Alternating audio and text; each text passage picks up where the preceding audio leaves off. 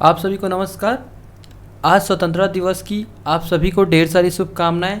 आज के current affair हमारे देखिए 14 और 15 अगस्त के होंगे, जो कि नेशनल इंटरनेशनल करेंट अफेयर होता है। जिस प्रकार से हम आपको बताते हैं कि हमारा नेशनल, इंटरनेशनल और छत्तीसगढ़ का करेंट अफेयर एक साथ देखते हैं, ताकि आपको छत्तीसगढ़ में जितने भी एग्ज़ाम हो रहे हैं उससे जितने भी करंट अफेयर के क्वेश्चन उसमें पूछे जाएंगे, आपको यहाँ सारे क्वेश्चन मिल जाएंगे।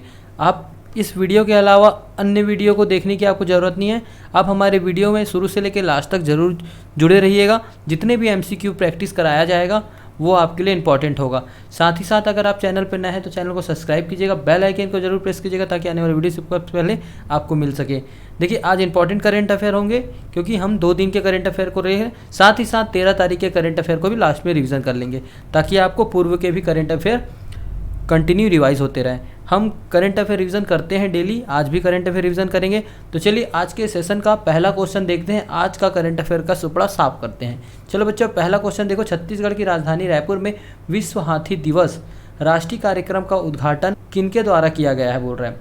बताइए, इसमें से 4 ऑप्शन है आपके पास। बताइए इसमें किनके द्वारा कार्यक्रम का उद्घाटन किया गया है। तो याद रखिएगा, ये भूपेंद्र यादव जी द्वारा किया गया। ऑप्शन 20 का राइट आंसर होगा। भूपेंद्र यादव कौन है, सबसे बड़ी बात आती है, ये आपके केंद्रीय पर्यावरण मंत्रालय कौन है, तो केंद्रीय पर्यावरण एवं वन जलवायु मंत्रालय के विभाग के मंत्री हैं। ठीक है, याद रखिएगा। देखिए इसमें विष्णुदेव साय जी हैं और आपके भूपेंद्र यादव जी हैं, ये बृजमोहन अग्रवाल जी हैं। कौन से मंत्री हैं, तो केंद्रीय पर्यावरण एवं वन जलवायु मंत्री।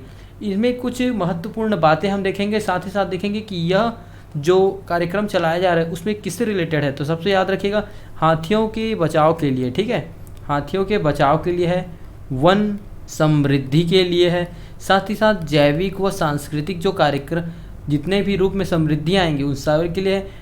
और जो मानव, जो अभी देख रहे हैं ना, एक हाथी ने 3 लोगों को कुचल के मार डाला, वो सब केस अभी बहुत सारे चल रहे हैं कोरबा में, इसलिए मानव हाथी द्वंद्व कम करना लक्ष्य रखा गया है।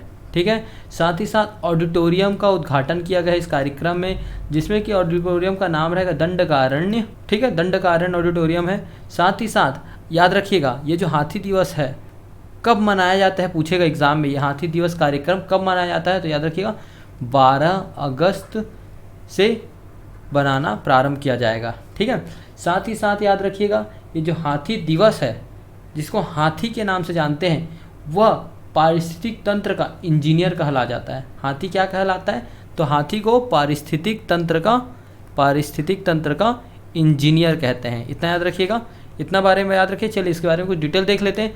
कार्यक्रम देखिए, मुख्यमंत्री श्री विष्णुदेव साय और केंद्रीय वन एवं जलवायु परिवहन की भूपेश यादव ने कल नवा रायपुर स्थित अरण्य भवन में, कहाँ, तो अरण्य भवन में छत्तीसगढ़ इलेक्ट्रॉनिक ऑक्शन प्रणाली का वन विभाग द्वारा 2 करोड़ रुपए की लागत से निर्मित अत्याधुनिक ऑडिटोरियम दंडकारण्य का शुभारंभ किया। याद रखिएगा, कार्यक्रम में अतिथि कौन थे, छत्तीसगढ़ के मुख्यमंत्री श्री विष्णुदेव साय जी, वन एवं जलवायु परिवहन श्री केदार कश्यप, सांसद बृजमोहन अग्रवाल और वन महानिर्देशक विशेष सचिवालय जितेंद्र कुमार और विशेष अतिथि के रूप में कार्यक्रम में उपस्थित रहे थे।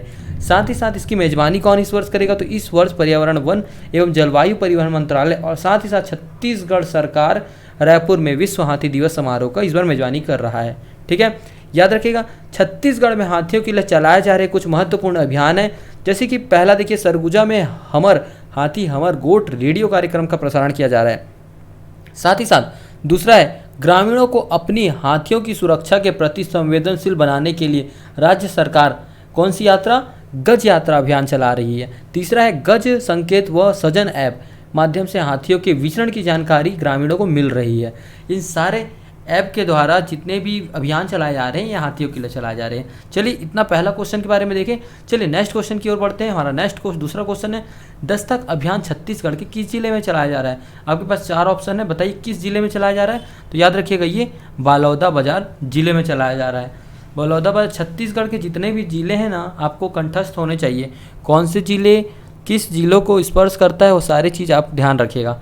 ठीक है, देखिए ये जो दस्तक अभियान है, आखिरकार ये दस्तक अभियान है क्या, तो याद रखिएगा, जन कल्याण एवं विकास योजना हेतु चलाया जाता है। ये किसके लिए है, तो जन कल्याण और विकास हेतु, विकास योजना हेतु इसमें एक मोबाइल एप्लीकेशन का उद्घाटन किया गया था, मतलब शुभारंभ किया गया था। किनके द्वारा किया गया था पूछेगा तो मंत्री टंकराम वर्मा द्वारा। ठीक है, याद रखिएगा। चलिए नेक्स्ट इसके बारे में देखिए। शुरुआत में राज्य सरकार की जन कल्याणकारी और विभाग योजना का जमीनी क्रियान्वयन सुनिश्चित करने के लिए किससे संबंधित है? जमीनी क्रियान्वयन, याद रखिएगा। बलौदाबाजार जिले में नवाचार के रूप में दस्तक अभियान की शुरुआत की गई है। अभियान के तहत प्रत्येक गांव में एक नोडल अधिकारी नियुक्त किया जाएगा जो माह के प्रथम सप्ताह में गांव का निरीक्षण एवं लोगों से चर्चा कर योजना व समस्याओं की जानकारी लेगा। साथ ही साथ इसका उद्देश्य पूछेगा, मेंस में लिखने के लिए काम आएगा। ठीक है, मेंस के लिए टॉपिक के हिसाब से मेंस में आप कंटेंट डाल सकते हैं। पूछेगा दस्तक अभियान के बारे में समझाए तो ये सब लिखिएगा। उद्देश्य है सभी पात्र हितग्राहियों की योजना का लाभ सुनिश्चित करना तथा गांव के विकास कार्य की गति देना। जिले के करीब 520 गांवों के लिए एक एक नोडल अधिकारी होगा। उन्होंने कहा है कि नोडल अधिकारी आवंटित गांव को गोद लेगा, गांव की तरह उसके विकास के लिए कार्य करेगा, मतलब अपना गांव समझ के उसको विकास करना है। उन्होंने कहा है कि गांव के स्वास्थ्य, शिक्षा, पेयजल, बिजली, सड़क, पंचायत व ग्रामीण विकास विभाग, साथ ही साथ महिला एवं बाल विकास, आदिवासी विकास, खाद्यान्न विभाग व कृषि विभाग जैसे राजस्व विभाग संबंधी कार्यों को क्रियान्वयन को सुनिश्चित करेगा।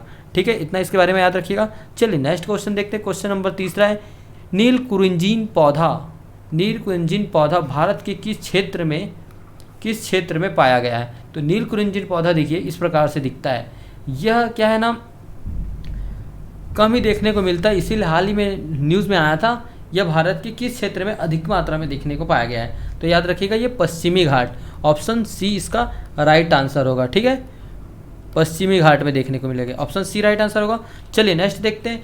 लकुरिजी एक बैगन फूली झाड़ी वाला जो हर 12 साल में एक बार खिलता है, इसलिए इंपॉर्टेंट हो जाता है। अभी हाल में अधिक मात्रा में देखा गया है। अब IUCN की संकटग्रस्त प्रजातियों की लाल सूची में इसे शामिल कर दिया गया है। यह केरल, कर्नाटक, तमिलनाडु, पश्चिम घाटों में पाई जाती है। फूल केरल के मुन्नार के आसपास ऊंची पहाड़ियों में सबसे अधिक पाया जाता है। खासकर एराविकुलम नेशनल पार्क जो कि मुन्नार से 12 किलोमीटर दूर है, नीलगिरी पहाड़ी का नाम जिसमें नीले फूलों का नाम रखा गया है। मैंने जिस प्रकार से दिखाया उसी प्रकार का फूल है। ठीक है, याद रखिएगा। यह जनजातीय उम्र की गणना के लिए इसके खिलने का चक्र का उपयोग करती है। चाय के बागानों, सॉफ्ट वन बागानों और शहरीकरण के कारण नीलकुंजी के आवास को नुकसान पहुंच रहा है। वैश्विक मूल्यांकन पर इसकी संकटग्रस्त होने के कारण इसे लाल सूची में रखा गया है। ठीक है, इसीलिए न्यूज़ में रहेगा। तो याद रखिएगा नीलकुरिंजी पौधा नाम था, नीलकुरिंजी। ठीक है, याद रखिएगा। चलिए नेक्स्ट देखते हैं। क्वेश्चन नंबर 4 है, हाल ही में किन देश ने द्विपक्षीय वायुसेना अभ्यास उदार शक्ति 2024 में भाग लिया है? तो बताइए कौन सा देश के साथ उदार शक्ति में भारत ने भाग लिया है? तो याद रखिए भारत और मलेशिया के बीच हुआ था। ठीक है, साथ ही साथ कुछ बातें हैं इसके बारे में। जितने भी द्विपक्षीय योजना हो रही है ना, सारी चीज़ों को आपको याद रखना है। कौन सी योजना कहाँ चल रही है? अभी उदार शक्ति योजना, उसके पहले भी कई ठो योजनाओं के बारे में मैंने बताया था। सेना का जितना भी युद्ध होता है, साथ ही में सैन्य अभ्यास होता है, उन सारी चीज़ों को देखना है। ठीक है, चलिए नेक्स्ट क्वेश्चन देखते हैं। नेक्स्ट क्वेश्चन है, लोकानो फिल्म फेस्टिवल 2024 में पार्दो अल्लामा केरिया अवार्ड से किन बॉलीवुड अभिनेता को सम्मानित किया गया है? देखिए ये क्वेश्चन इंपॉर्टेंट हो जाता है क्योंकि नया अवार्ड है। ठीक है, और भारत में पहली बार किसी को यह अवार्ड दिया गया है, इसलिए ये न्यूज़ में है। बताइए कौन है? तो इसका आंसर हो जाएगा शाहरुख खान को यह लोकानो फिल्म फेस्टिवल 2024 दिया गया है। साथ ही साथ याद रखिएगा यह कब से कब तक चलेगा? 7 से लेके 17 अगस्त तक। ठीक है, ये लोकानो फेस्टिवल 77वां फेस्टिवल है, इसलिए इसको याद रखिएगा। चलिए नेक्स्ट क्वेश्चन देखते हैं। नेक्स्ट क्वेश्चन है, देखिए लोकानो जो फेस्टिवल है 77वां फिल्म फेस्टिवल है। चलिए नेक्स्ट है, एक पेड़ महतारी के नाम महाअभियान की शुरुआत किसके द्वारा किया गया है? एक पेड़ महतारी के नाम महाअभियान किसके द्वारा शुरू किया गया है? तो बताइए किसके द्वारा शुरू किया गया? 4 ऑप्शन है। आप देखिए करेंट अफेयर अगर आपको पढ़ना है ना डेली, तो आप कंटिन्यू ना न्यूज़पेपर को भी सहारा लिया करिए। न्यूज़पेपर तो डेली पढ़िए, न्यूज़पेपर का ही सारे न्यूज़ रहते हैं और इधर उधर से रहता है। मैं आपके लिए सब डेली करंट अफेयर ला रहा हूँ, आप टेंशन मत लीजिए, आप यहीं से देखिए खाली। चलिए, एक पेड़ महतारी के नाम अभियान कहाँ चला गया, किसके द्वारा? तो याद रखिएगा श्री विष्णुदेव साय जी द्वारा। ठीक है, देखिए इसमें विष्णुदेव साय जी हैं, ये लखनलाल देवांगन जी हैं जो कि उद्योग मंत्री हैं। और याद रखिए जो ये एक पेड़ महतारी है ना, पीएम द्वारा इसकी आह्वान किया गया है ना, उसको लेकर छत्तीसगढ़ में भी यह महाअभियान चलाया जा रहा है। ठीक है, चलिए नेक्स्ट देखते हैं। नेक्स्ट है मुख्य न्यायाधीश श्री रमेश सिंह ने हाल ही में उच्च न्यायालय में कितने जजों की नियुक्ति की है? तो बताइए कितने जजों की नियुक्ति की है? तो याद रखिएगा ऑप्शन बी राइट आंसर होगा, 2 जजों की नियुक्ति की है। इसमें पहले जज हैं श्री विभू दत्त, याद रखिएगा, और दूसरे जज हैं अमितेंद्र किशोर प्रसाद। ठीक है, किशोर प्रसाद। देखिए इनमें दोनों जज दिख गए हैं, ये आपके कौन है? रमेश सिन्हा जी, और साथ ही साथ इन दोनों जजों की नियुक्ति की गई है। ठीक है, ये सहायक जज है ना, मतलब। चलिए नेक्स्ट देखते हैं, क्वेश्चन नंबर 8वां है, छत्तीसगढ़ के किस जिले में देश की पहली लिथियम खदान खोली जाएगी? छत्तीसगढ़ में किस जिले में देश की पहली लिथियम खदान खोली जाएगी? बताइए। तो ये हो जाएगा answer D, option D right answer होगा, कोरबा जिले में खोली जाएगी। ठीक है, याद रखिएगा। साथ ही साथ यह इसके बारे में चलिए डिटेल में आपको बताता हूँ कुछ। चलिए देखिए, इसकी घोषणा नई दिल्ली में जो अभी 6वां गवर्निंग बॉडी हुआ है ना, गवर्निस बॉडी मीटिंग, इस मीटिंग में केंद्रीय कोयला मंत्री, यहाँ से जीके का क्वेश्चन है, केंद्रीय कोयला मंत्री कौन है? तो याद रखिएगा किशन रेड्डी। इन लोगों ने मिलकर वहाँ बताया गया है कि देश की पहली लिथियम फैक्ट्री खोली जाएगी, मतलब खदान खोली जाएगी। कहाँ? कोरबा में। तो देखिए जहाँ ये खोला जाएगा ना, वहाँ कितने हेक्टेयर का ज़मीन है? तो याद रखिएगा 250 हेक्टेयर में यह खदान बनेगा। साथ ही साथ जियोलॉजिकल सर्वे ऑफ इंडिया जो है, उन्होंने वहाँ 10 ppm से लेके 2000 ppm तक लिथियम कंटेंट पाया है। क्या हुआ है? लिथियम कंटेंट वहाँ पाया गया है। इसीलिए इस क्षेत्र में अभी हाल ही में जल्द से जल्द खदान खोली जानी है, याद रखिएगा। चलिए नेक्स्ट देखते हैं, क्वेश्चन नंबर 9वां है, हाल ही में किसे पैरा ओलंपिक गेम्स 2024 से बाहर कर दिया गया है? तो किन्हें किया गया है? बताइए किन्हें किया गया है? आंसर हो जाएगा ऑप्शन ए, प्रमोद भगत जी को किया गया है। ये प्रमोद भगत जी हैं। हाल ही में इन्हें, यह भारतीय बैडमिंटन खिलाड़ी हैं। ठीक है, साथ ही साथ इन्हें 18 माह के लिए बैन कर दिया गया। कारण क्या है? तो ये डोपिंग के केस में फंसे हैं।